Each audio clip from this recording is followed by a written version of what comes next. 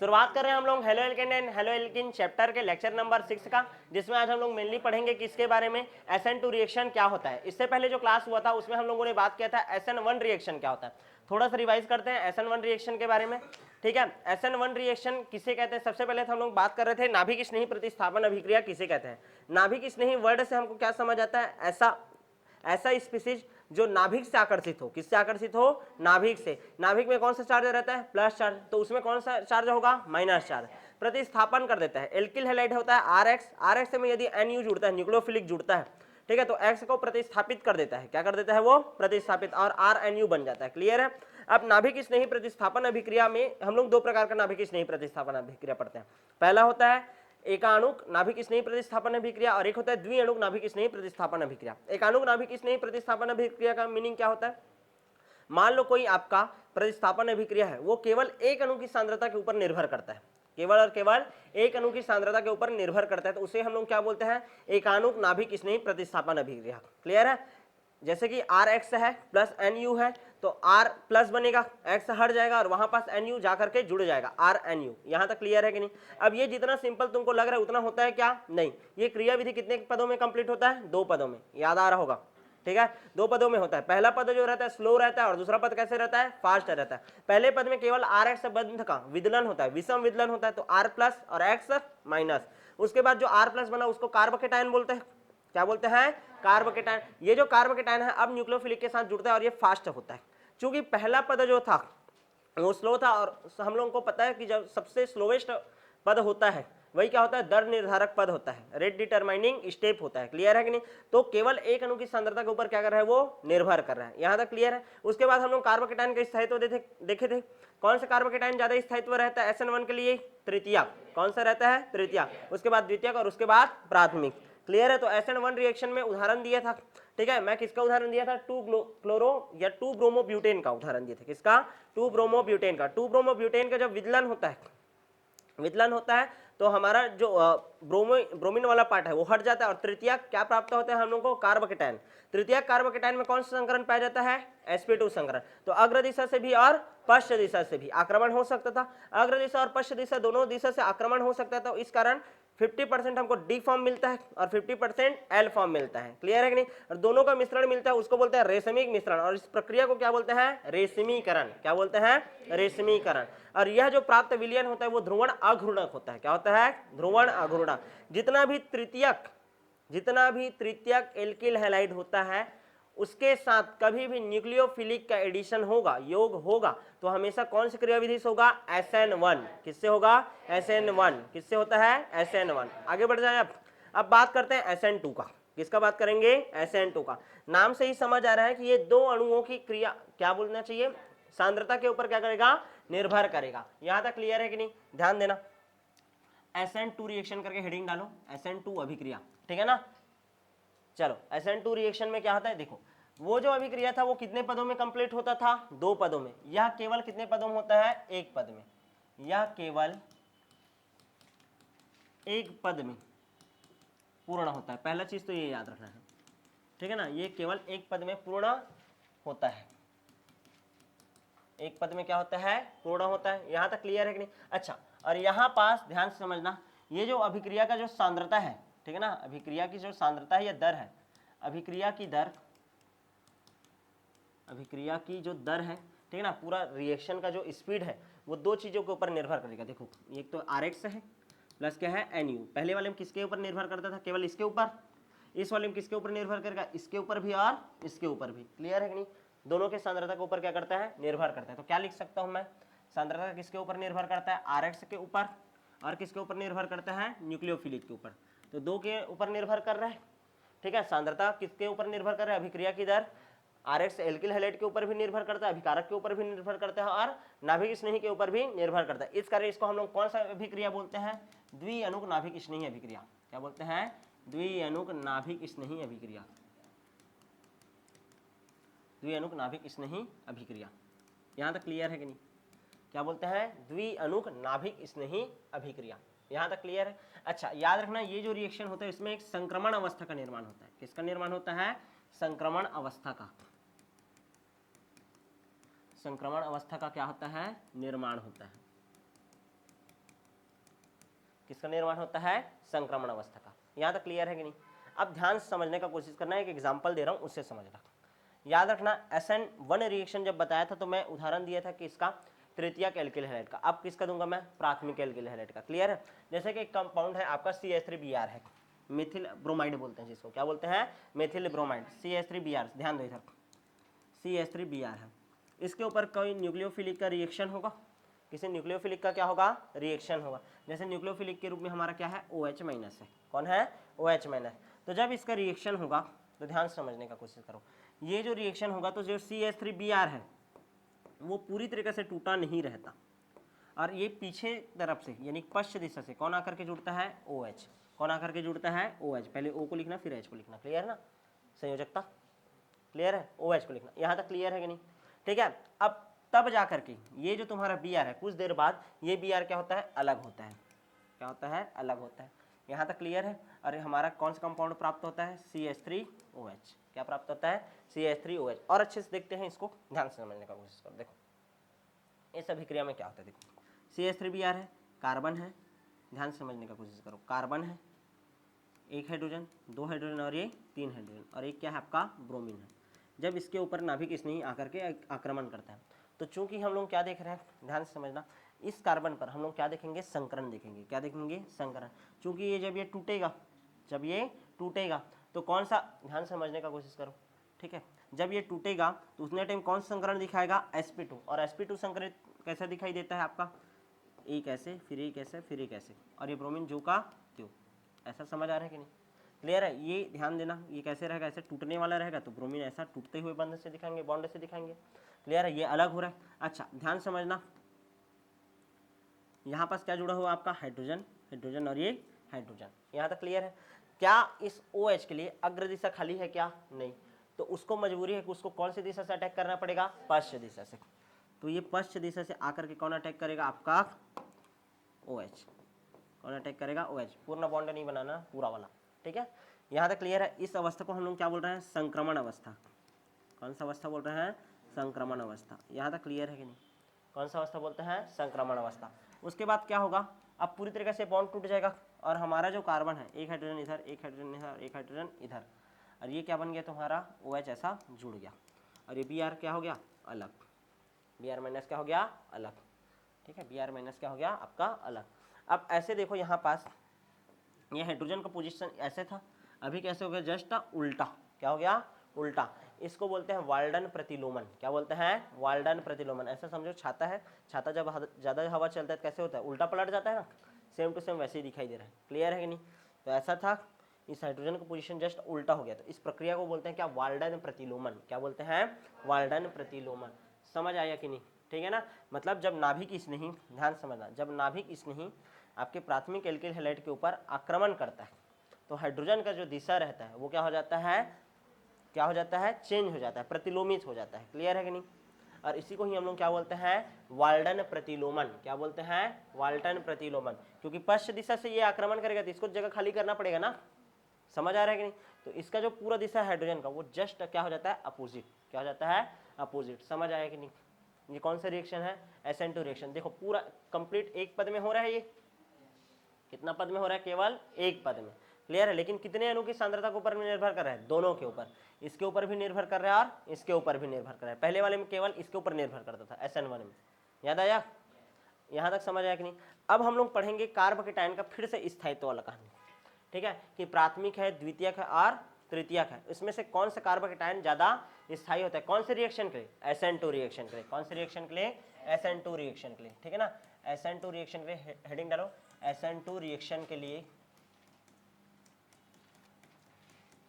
Alkyl halide की क्रियाशीलता का क्रम। क्रियाशीलता का क्रम। अब मैं एक एल्किल हैलाइड बना करके तुमको दिखा रहा हूँ। क्लियर है ना?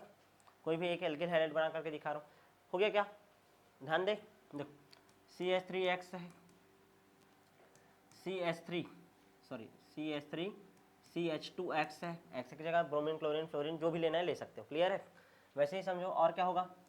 कार्बन है, यहाँ पर CH3 CH3 CHX। क्लियर है कि नहीं? और क्या हो सकता है देखो तो CH3 CH3 CH3 3 कार्बन और ये है क्या इसके साथ X। यहाँ तक क्लियर है। देख लो भाई कार्बन का संयोजकता पूरा है कि नहीं। कार्बन 3 और 1 4, कार्बन का देखो इस कार्बन पर 2 और 1 3, देखो तो 2 और 1 2 हो गया और इधर 3 और 1 4।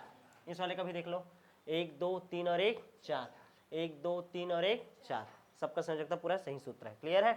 आगे बढ़ जाऊँ क्या, किसी कोई दिक्कत इतने में? नॉर्मल है री CH3X, ये प्राथमिक है, ये दोनों क्या है प्राथमिक, प्राथमिक एल्किल हैलाइड है। ये क्या है द्वितीयक एल्किल हैलाइड और ये क्या है तृतीयक एल्किल हैलाइड। यहाँ तक क्लियर है।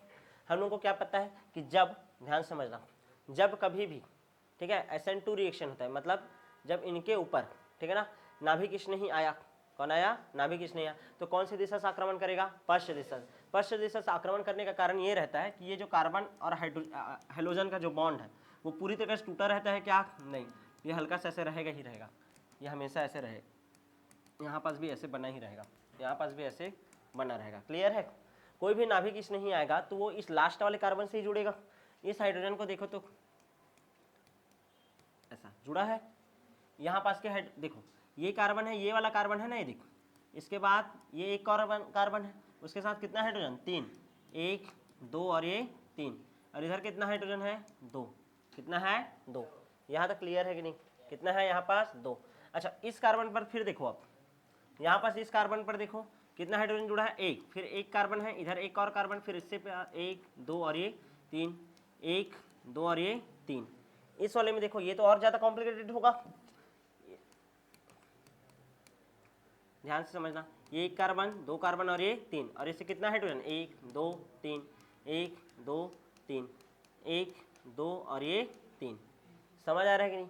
अब बताओ सब में यहाँ पर देखो इस कार्बन के ऊपर अटैक करना चाह रहा है ना हर कोई, समझ आ रहा है कि नहीं। ये दोनों कार्बन नहीं, जो सबसे ये हाइड्रोजन के साथ जुड़ा है उसके साथ ना, ये हटेगा तभी तो आकर के जुड़ेगा कौन आपका नाभिक स्नेही, कौन आकर के जुड़ेगा नाभिक स्नेही।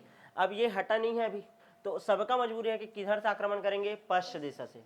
कौन से दिशा से पश्च दिशा से। पश्च दिशा से कौन कार्बन के सबसे समीप जा सकता है, कौन से वाले में जा सकता है प्राथमिक में, इसमें जा सकते हैं प्राथमिक में। तो सबसे ज्यादा क्रियाशीलता कौन दिखाता है प्राथमिक, उसके बाद द्वितीयक और फिर कौन तृतीयक, क्योंकि इन सब में क्या दिखाई देता है हम लोग को त्रिविम विन्यासी बाधा प्रभाव। क्या दिखाई देता है त्रिविम विन्यासी बाधा प्रभाव। आया समझ में कि नहीं। यदि पश्च दिशा से अटैक करना चाहेगा आपका न्यूक्लियोफिलिक, तो सबसे आसानी से केवल और केवल प्राथमिक एल्किल हैलाइड में वो आक्रमण कर सकता है।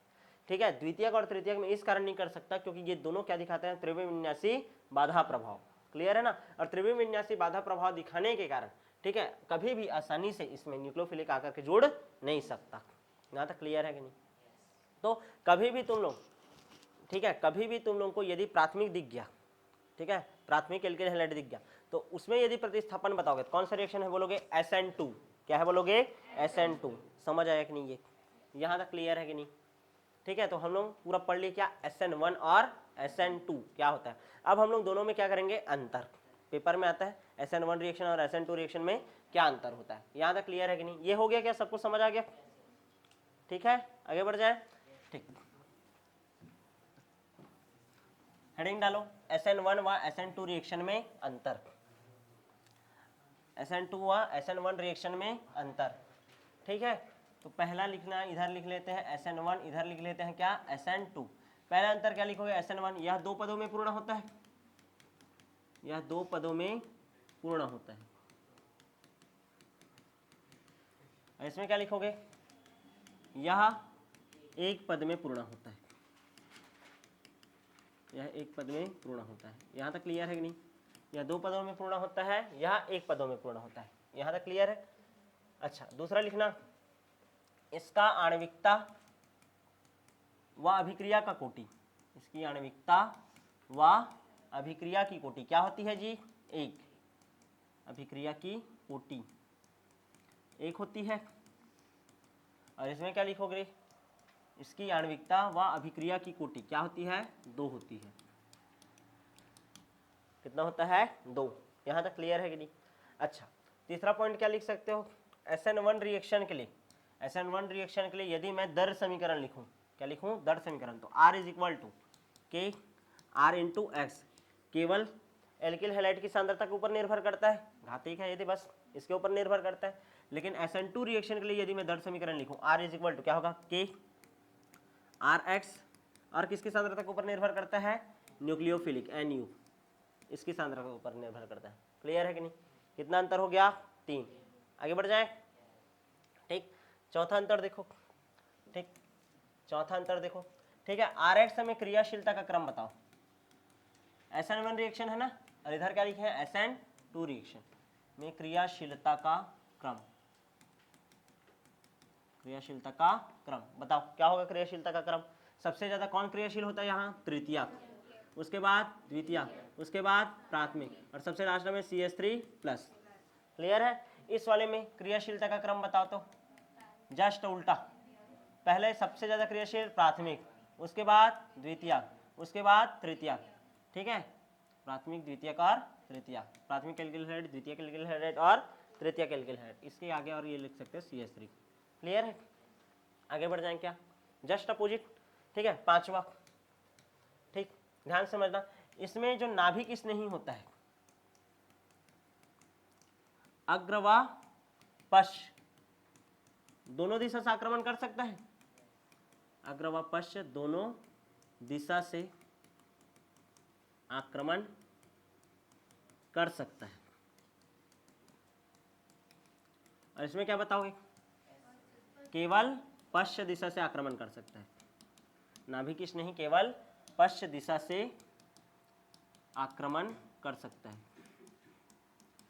आक्रमण कर सकता है। हो गया क्या? अच्छा, इसमें क्या लिख सकते हो, छठवा। देखो इतना सारा अंतर बता रहा हूँ, 3 नंबर का क्वेश्चन आएगा, 6 अंतर हो गया। इसमें क्या बनता है, रेशमिक मिश्रण प्राप्त होता है। क्या प्राप्त होता है, रेशमिक मिश्रण प्राप्त होता है। इसमें क्या लिखोगे, नहीं प्राप्त होता है। एक अंतर बनाओ ना यार, कहे इष्ट बताओ। इसमें वाल्डन प्रतिलोमन नहीं होता, वाल्डन प्रतिलोमन नहीं होता है, तो इसमें क्या लिखोगे, वाल्डन प्रतिलोमन होता है। समझ आया? मत होशियारी मत मानना, रेशमिक मिश्रण इसमें होता है, इसमें लिख देना वाल्डन प्रतिलोमन। एक अंतर इष्ट बना सकते हो ना तुम लोग, यहाँ तक क्लियर है? अच्छा, उसके अलावा और क्या लिख सकते हैं? ठीक है, अच्छा, इसमें कार्बोकेटायन बनता है, कार्बोकेटायन का निर्माण होता है मध्यस्थ में, कार्बोकेटायन का निर्माण होता है। लेकिन इसमें लिख सकते हो तुम लोग क्या, उदाहरण दे दो। इसमें किसका निर्माण होता है, संक्रमण अवस्था का निर्माण होता है। किसका अवस्था, संक्रमण अवस्था का निर्माण होता है। टूटता नहीं है ना, टूटे रहता तो कार्बोकेटायन बनता, टूटा रहता है क्या, एक्स नहीं, जुड़ा ही रहता है ना हल्का से, कार्बोकेटायन बनता है क्या, नहीं, क्या बनता है, संक्रमण अवस्था का निर्माण होता है। क्लियर है? यहाँ तक समझ आएगा नहीं? और लास्ट में क्या लिख देना, एग्जाम्पल। इधर भी एग्जाम्पल डाल दो, इधर भी एग्जाम्पल डाल दो। यहाँ पास एग्जाम्पल कैसे लिखोगे, तृतीयक ब्यूटिल, तृतीयक ब्यूटिल ब्रोमाइड का जल अपघटन किससे होता है जी, SN1 से होता है। किससे होता है, SN1 से। और इसमें कैसे एग्जाम्पल लिख सकते हो, नॉर्मल लिख दो, प्राथमिक, प्राथमिक का उदाहरण मेथिल ब्रोमाइड लिख देते हैं नॉर्मली, मेथिल ब्रोमाइड, कोष्टक में क्या लिख देंगे, प्राथमिक, क्या लिख देंगे, प्राथमिक। प्राथमिक एल्किल हैलाइड है ना, इसका जो जल अपघटन होगा वो कैसे होता है बोला हूँ मैं, SN2 से। इससे होगा SN2 से। समझ आया कि नहीं? क्लियर है? यहाँ तक समझ आ गया? तो कितना अंतर हो गया टोटल, 9। एग्जाम्पल को भी कर लो तो 9, इतना इनफ है। यहाँ तक क्लियर है कि नहीं? समझ आया? आगे बढ़ जाए। एक क्वेश्चन जैसे कि आप लोगों को दूंगा मैं कभी भी, कैसे क्वेश्चन आएगा कि आपके सामने ऐसा तृतीयक RX है, द्वितीयक RX है और प्राथमिक RX है। ठीक है, इनका जल अपघटन करना है, मतलब जल से क्रिया करना है। जल से क्रिया करा रहा हूँ H+ और OH-। ठीक है, तो OH- तो जुड़ेगा ही, OH- इसमें भी जुड़ेगा, OH- इसमें भी जुड़ेगा। ये क्या बनेगा, तृतीयक ROH, ये क्या बनेगा, द्वितीयक ROH, और ये क्या बनेगा, प्राथमिक ROH। लेकिन याद रखना है कि कभी भी तृतीयक रहता है तो उसमें कौन सी क्रियाविधि से OH जुड़ा होगा, SN1 के SN2, SN1 किससे जुड़ा होगा, SN1, और ये वाला किससे जुड़ा होगा, SN2 से। क्लियर है कि नहीं, SN2, और ये वाला SN1 से भी जुड़ सकता है, वह SN2 से भी जुड़ सकता है। क्लियर है कि नहीं? समझ आया? भूलोगे थोड़ी जी अब? यहाँ तक क्लियर है कि नहीं? आगे बढ़ जाए, ठीक है। तो ये हो गया आपका SN1 रिएक्शन और SN2 रिएक्शन।